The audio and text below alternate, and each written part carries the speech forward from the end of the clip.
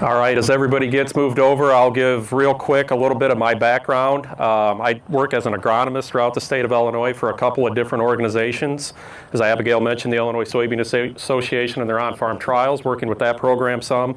I also work a lot with PCM with their 5-year transition program. So between the 5YT, as we call it, and the Illinois soy work, we're looking at a lot of head-to-head cover crop versus non-cover crop trials. So able to see a lot of fields throughout the state of Illinois looking at cover crops, been involved with that for a number of years. Also working with the Illinois Sustainable Ag Partnership as a soil health specialist. So getting to see a lot of cover crops primarily on some high quality soils throughout the state of Illinois, which is something we're always going to kind of stress, that the management in some of these fields around something like Decatur might be different than what it would be in southern Illinois or northern Illinois. So always trying to drill down to those important aspects of management. So right now we're going to talk very specifically about species selection, which is obviously a very big part of cover crop management. Throughout the day we'll be talking about application methods. I'll be hanging around. There's a few other people here that can answer a lot of questions in terms of how to actually manage these cover crops. But the plot itself here was seeded about 30 days ago, which isn't a whole lot of time necessarily. We did put a little bit of water to it early on in order to get it up and growing so that we'd have something to show.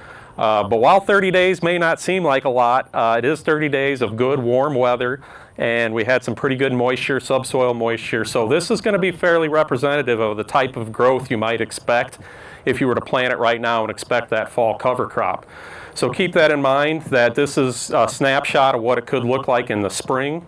This was just hand seeded, so when you look at the seeding rates of some of these, they are way high. So please don't read too much into the seeding rates that are out here. We wanted to get a stand going, and we threw quite a bit of seed out here and generally kind of worked them in to get them growing.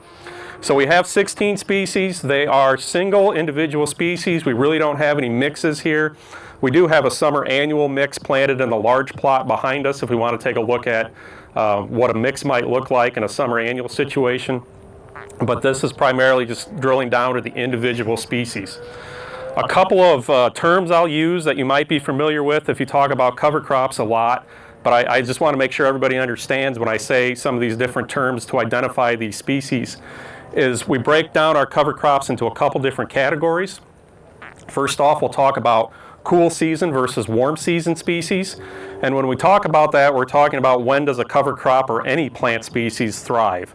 Anything that is considered a warm season species really likes the heat, really likes the moisture, is going to take off very good under those circumstances. And we'll see some additional growth when we get to some of those. Cool season species like the cooler temperatures. They don't generally like heat a whole lot. And obviously, so in our corn and soybean rotations, we're going to use these cool season species a lot more often because they like those cool temperatures. Saying something is a cool season doesn't necessarily mean it will overwinter, but it does imply that it can handle some frost and will continue to grow for a while, whereas some of our warm season species, they can't handle any frost whatsoever. They immediately die off.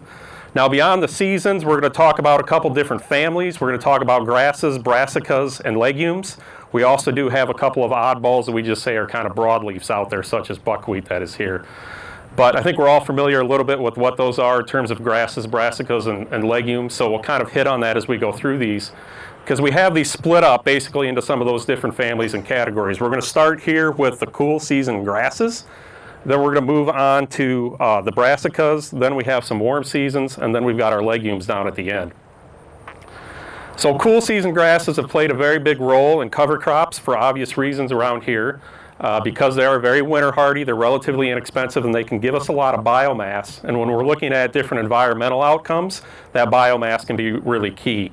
But we have, representing the cool seasons, we have first off our cereal cover crops, which are cereal rye. We have triticale, we have barley, and we have oats. The barley and oats are actually stacked on each other. The oats are in the back, the barley is in the front. I was running out of plot space, so I had to add some in there.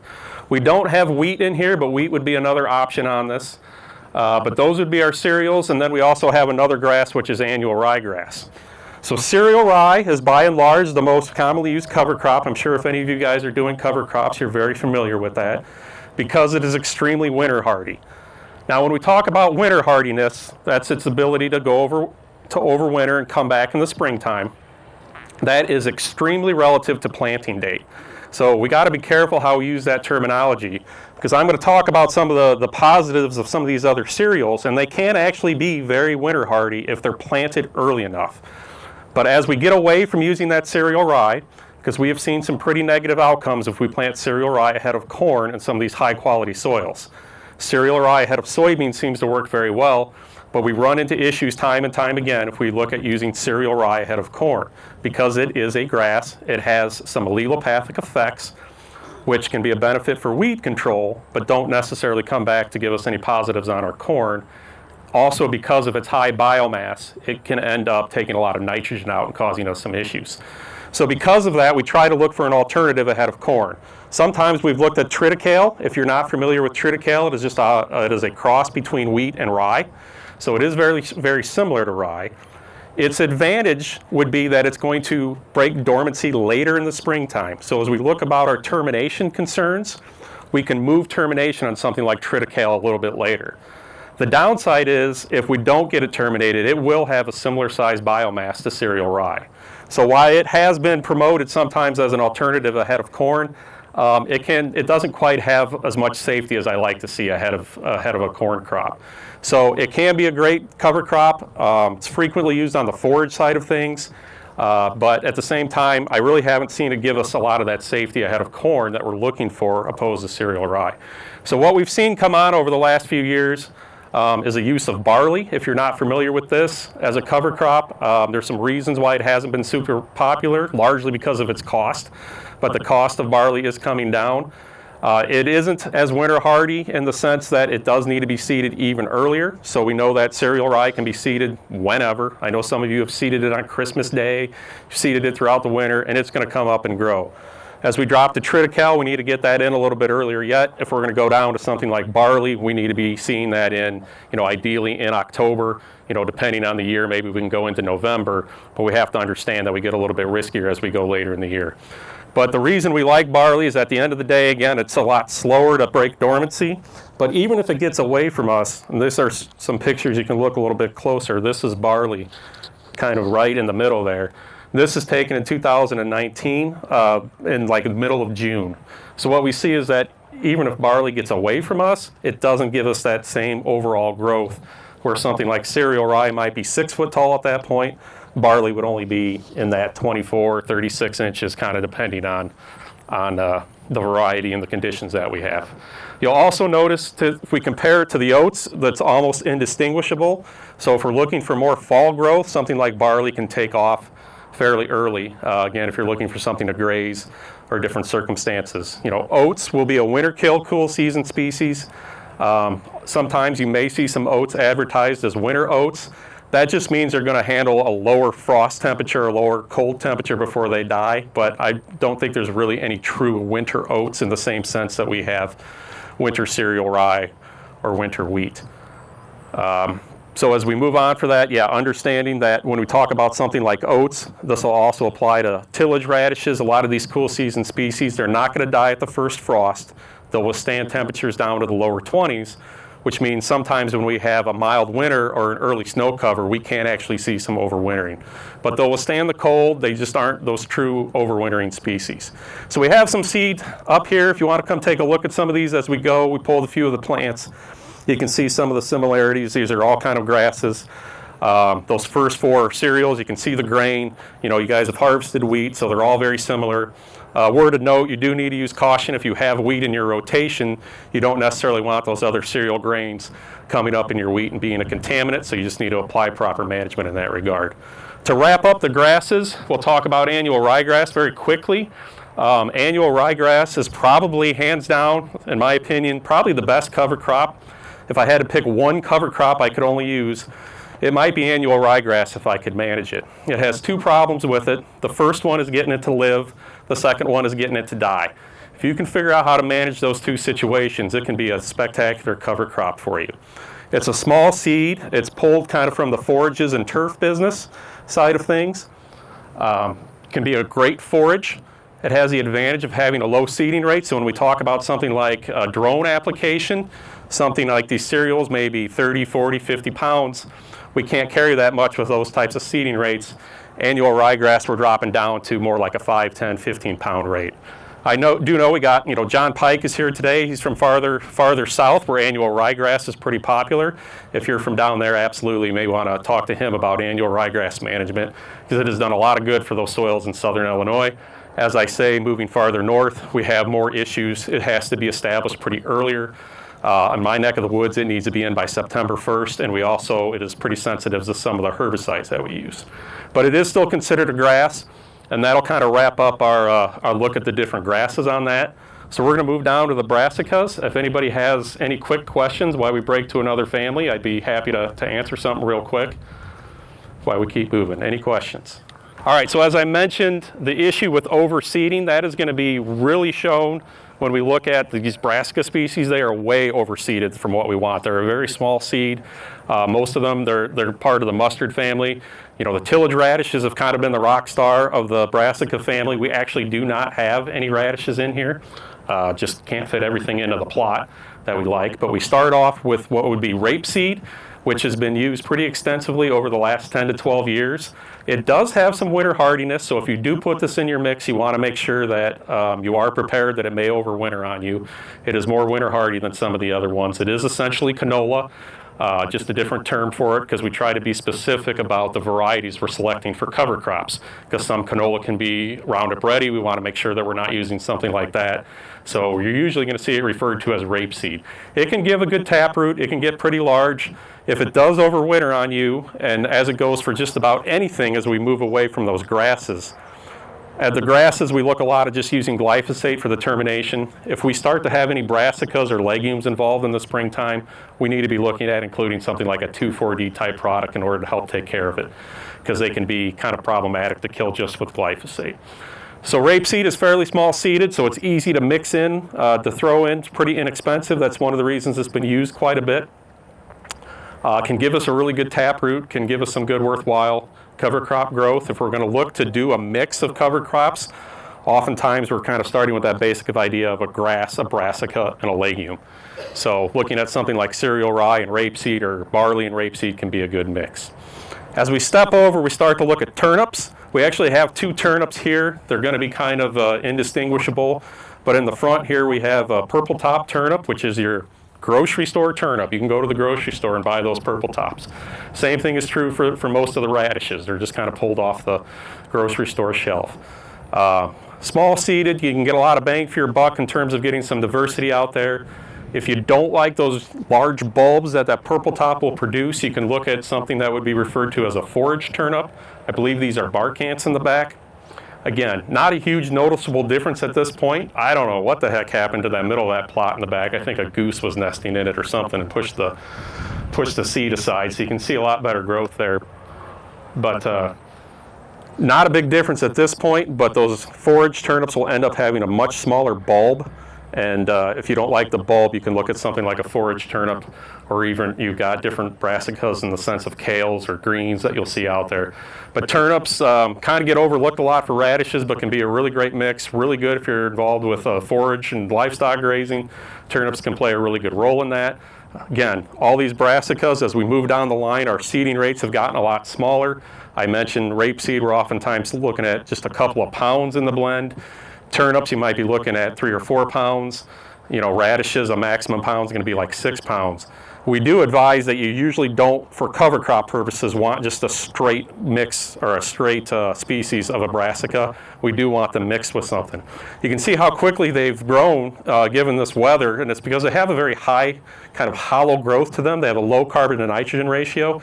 So it's there's not a lot of lignin in there. So come springtime, they're going to break down very quickly. And if you're looking for something like erosion control, having them out there, they really won't give you a lot of protection in the springtime. They also have some limitations on the soil health side of things. When we talk about like radishes in particular, they don't support much in terms of fungi population. So when we talk about soil health a lot, we're talking about improving, the fungi out in the field. Brassicas on their own don't do a really great job of that. We may all be familiar with some of the fumigation aspects that certain mustards can have. So they can be very beneficial, but they're best when they're mixed with some different species. At least getting a grass out there is going to be very helpful. So as we move from the forages, we come to maybe one of, I don't want to say it's a newer cover crop because none of this is really new. All these have been around for a long period of time. We're just finding new applications for it. This is winter camelina. As far as something new to talk about, it's probably the first thing I found new to talk about in the last couple of years. We used it on our farm for the first time last year, but I've seen some farmers use it for a number of years before that. It is an oil seed. It's a brassica. You can buy camelina oil if you can find the right grocery store. It's a very small seed. I wouldn't say it's necessarily super impressive as a cover crop, except it looks like we can plant it really late and still get good overwintering. So if we're looking at having to put something like cereal rye out late in the year, pushing that November time frame, when none of these other species will really give us much of an option for overwintering, this looks to be one that we can put in for some diversity and will hopefully overwinter. And in fact, if we seed it too early, it can winter kill on us and not give us those benefits. So keep that in mind. It's kind of one that, as we talk about that winter hardiness, some of these, if we seed them too early, they get through too much of their life cycle, and can end up dying off. Barley would be, I wouldn't expect that barley down there for as early as we planted it. I kind of think we planted it too early. I think it's going to go through too much of its life cycle before winter, so it may not end up overwintering. Does anybody here use camelina? Because I know it is fairly still kind of new. No. Okay. Well, it might be one you want to consider. Small seeded, easy to add into the mix. Can be a pretty good option. Gives a little bit of a taproot. Like I said, it's not super impressive. Puts a yellow flower out in the springtime. So might want to consider that. So now we're going to move on. If anybody have any questions about those brassicas, hopefully stressing the idea that smaller seeds, don't overseed them. Those ones have too much competition with themselves. Radishes, if you seed them too high, they can almost kill themselves just by having too many out there. So always keep that in mind. Best in mixes. All right, we're not going to move tables just yet, but we're going to jump into our summer annuals that we have here. Starting off with some forage sorghum. This would be kind of representative of our sorghum Sudan, if you guys are familiar with that. Forage sorghum is going to be pretty similar. It is going to be a straight sorghum. As a forage, if somebody's using something like corn silage and you're feeding like a beef cow herd, forage sorghum may be a good alternative for you in that situation because of its lower cost. It can give an opportunity even for something like double cropping because it's a lot shorter season, but has a lot lower nitrogen needs. It has a lot lower seeding costs. So we see it being used on the forage side of things for some silage to replace corn silage. But it is a summer annual. Similar right next to it is millet. This is a pearl millet. So these are our grasses that we have here. Keeping in mind, these in particular, when I say they're a summer annual, they can withstand no frost whatsoever. That means the first frost they get, those leaves are going to get nice and slimy because that freezing process is going to break all their cells open. They're not going to handle anything at all in terms of a frost. So if we're grazing, there's a concern for that in terms of prussic acid, particularly on the sorghum. So if you're a grazer looking at doing something like this, that's something you need to be aware of. The reason we have pearl millet in the mix here is because pearl millet is not known for having that prussic acid concern. So again, as a cover crop, you may not always be looking at something like pearl millet or forage sorghum. You may be looking at some cheaper alternatives if you're not worried about grazing. There's actually probably 5 different types of millets with about 8 to 10 different names. You'll see different names thrown out there. So you'll have German millet, Japanese millet. You'll have some different options out there in cover crop mixes. They can all be good for cover crop mixes. I'm not afraid of putting them in there.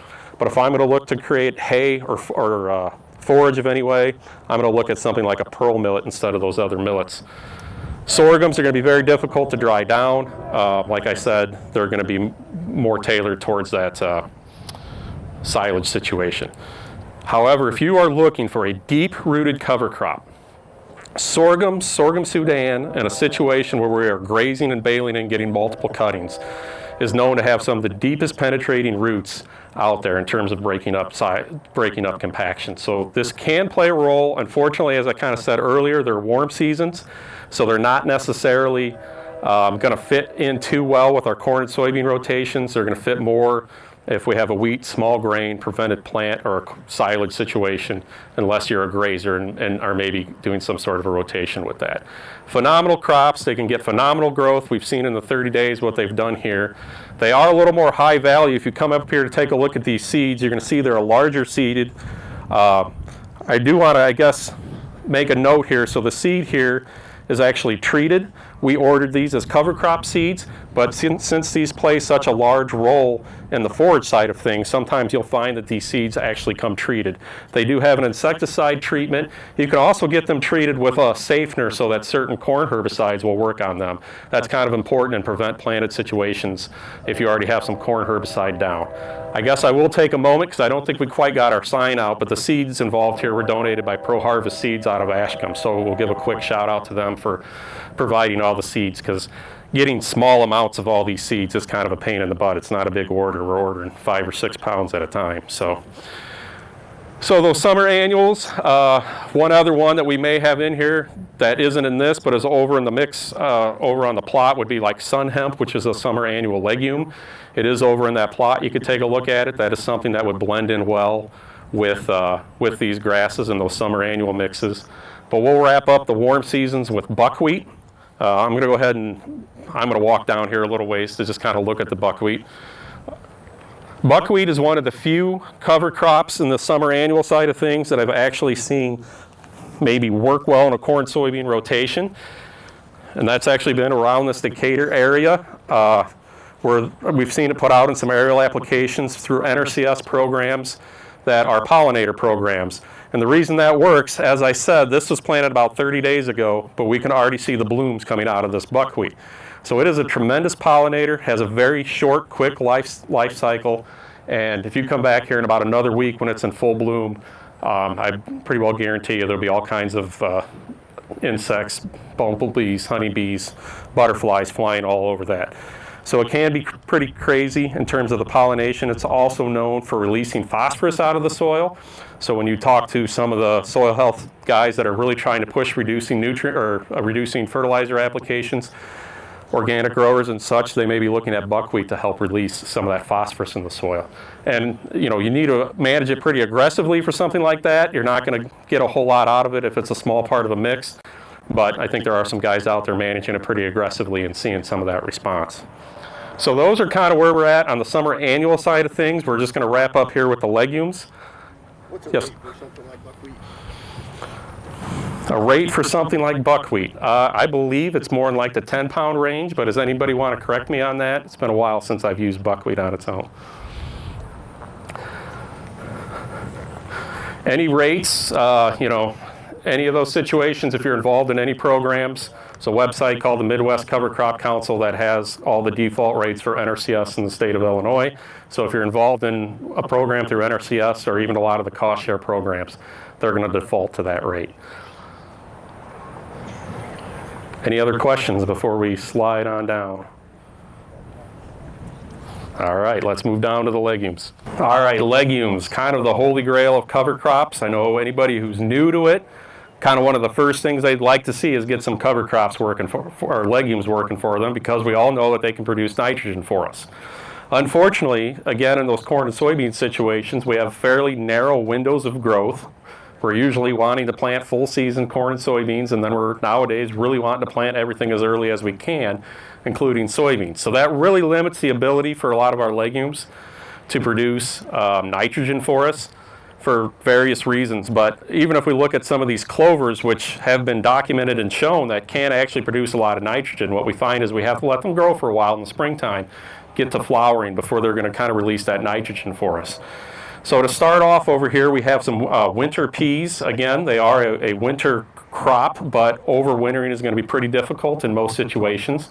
They are a large seed, so they are probably one of the few that are actually out here at the right rate for a cover crop. As you can see, it's pretty sparse out there, and that's just because we didn't get enough water on them to get them all up and growing. So the downside of something like peas, if you're looking at an aerial application or any application where the seed's going to lay on top of the ground, they're not going to work out very well for you, because they're like a soybean seed size. They need to get in the ground. They need good moisture to get off and going. So I personally don't have a ton of familiarity with working with them because they don't seem to work out super well, but I know they can play a role, particularly in larger mixes.